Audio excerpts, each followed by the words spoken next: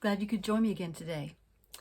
The Bible character I'd like for us to look at today is Elijah. You know, he was a mighty prophet of God, but yet in his story, he becomes an emotional mess. Do you know his story? He was the prophet during the time of Ahab and Jezebel, a very wicked king and queen of Israel.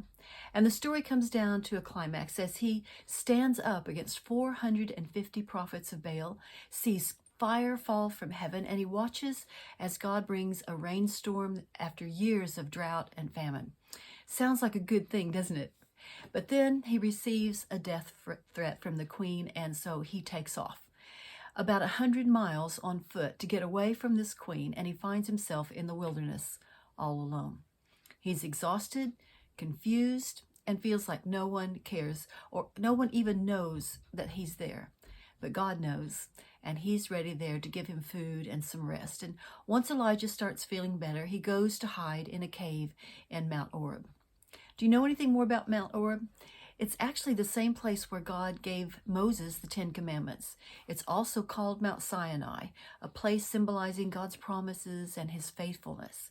But instead of drawing the strength from the care and the attention of God, Elijah hides. Sometimes I wonder why. Maybe he didn't think anybody cared, but whatever reason, he had grown depressed. Now, in Elijah's time, there was no medical cure. There were no therapists to go to or counselors. There was no idea of chemical imbalances. None of these things were there. So he just sat in the cave alone, feeling sorry for himself. Did you know that the word depression is not in the Bible? The closest thing I can find to it is when David said, "Why art thou disquieted, O my heart?" That's the closest thing I can find out, because God never uses that word depression. But yet, in every story, in every situation, you will find that he reaches out and he helps the people who are in a low mood. And he knows how to mend our broken hearts. So what can we do to help those in our community who feel uncared for or who feel alone? And you know, it's very simple. Just as God did with Elijah, we need to reach out. To reach out in practical ways. Make a visit, take them out for coffee, make a meal, offer a ride, or send a card, or send a text.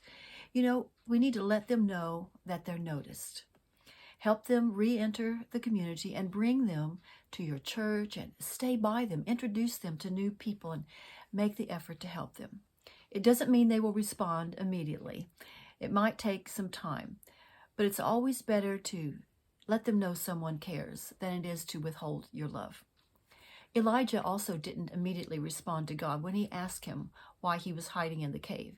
He actually pushed God away, saying it was only a reasonable thing that he would just hide away because he had done some big stuff and it hadn't turned out the way he wanted. He defeated those prophets, but yet he was the only one he felt left alone standing for God. And now the queen wants him dead. So what I want you to see is that God reached out to him. God cared. He cared enough to speak. And as we're looking at the value of talk therapy, we need to understand that sometimes people won't respond positively at first. Sometimes they will try to push us away in anger or hurt or use excuses. And Elijah wasn't necessarily wrong. His situation was dire, and he didn't know what to do next. If he went back to his old job, then the queen would find him and she would kill him. If he wandered away, then he was going away from the job that God had given him. So he was caught between a rock and a hard place, and he didn't believe he had anyone to talk to, that no one cared. But if you know the rest of the story, God wasn't intimidated by Elijah's anger or his excuses. He tells Elijah to stand up, come out of the cave, and then God demonstrates his power. God passed by, the Bible says, with a great strong wind that rent the mountains and break the pieces of rock. In other words, the wind tore down the mountains. Can you imagine that? Just by the wind. And then after that wind, there came an earthquake. So I would imagine more rocks fell. And then it was followed by a fire.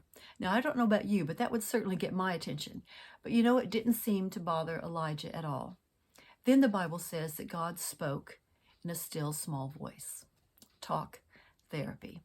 And that voice got Elijah's attention. He was still feeling sorry for himself, but God was able to get him to listen enough to receive the instruction for the next step. And that's the lesson for us. Sometimes we think if we talk, we will solve all the problems and they will go away, but that isn't always the case. Sometimes all we need to do to help the person is to take the next step, just as God did with Elijah. When we feel like no one cares, or when we're trying to help someone in that situation, we can look at how God responded to Elijah's desperation. He took the initiative to give him some practical support, food, drink, and rest, and then he gently reminded Elijah of who God was. He pointed him to hope and strength and faithfulness in something bigger than himself, and he helped him then to take the next step. Let's take time to think when the next time we feel exhausted or isolated or maybe unable to see a way forward. What is going on? How do we feel? How did we get there? How did we get through it the last time? Did someone reach out to you? I certainly hope they did. I know people have done that for me. And what about someone you can think of who may be feeling alone or worn out at their wits' end or struggling with depression? How could you reach out to them in practical ways? How could you show your care for them? You know, talk therapy means that we point them to hope.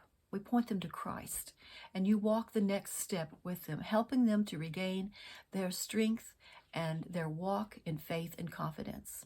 And the biggest take from the story of Elijah is that no matter how alone we feel, no matter how dire our situation or how far we've gone away to hide, God knows where we are, and He cares.